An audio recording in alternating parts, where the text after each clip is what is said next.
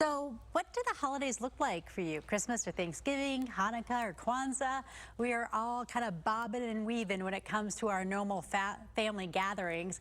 So, with COVID, we are changing things up a bit.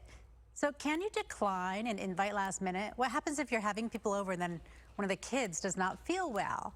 We have etiquette expert Sharon Schweitzer with us this morning to talk about holiday etiquette, and it's a really, I don't know, do we have to kind of loosen our etiquette this year? Because we have to be prepared for anything, really.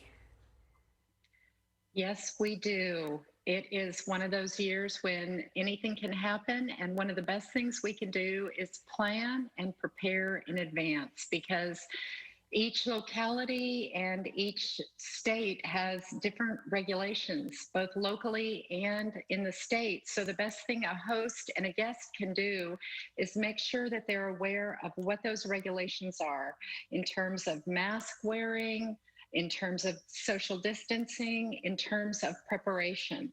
The other thing we need to do, Jamie, is we need to be flexible and we need to be patient because sometimes guests need to be aware that a host can change their mind at the very last minute and say, you know what, we are not going to be able to host this year.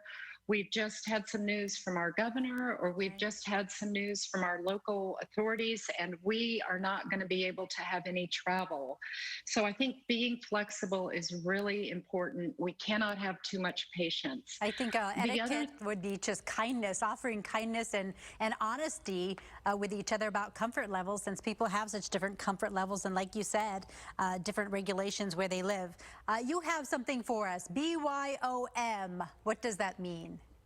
Yes, and that does double duty this year, which is bring your own mask and offer to bring your own meal.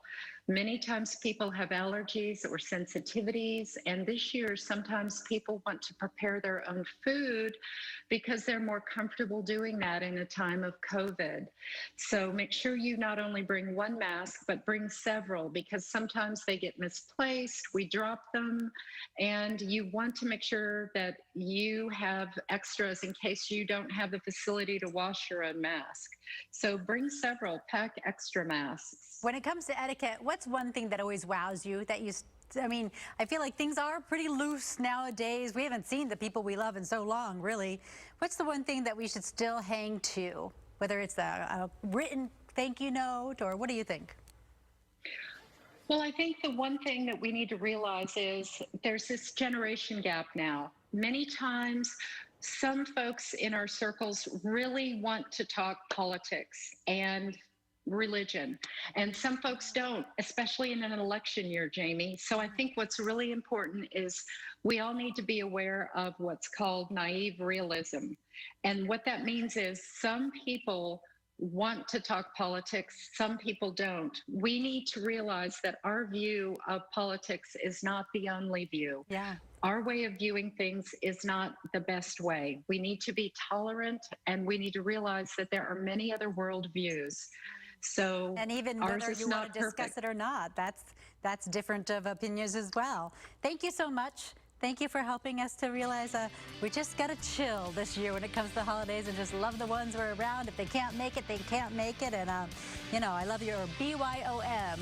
Bring your own meal and your mask. We'll be right back, Arizona. Stay with us.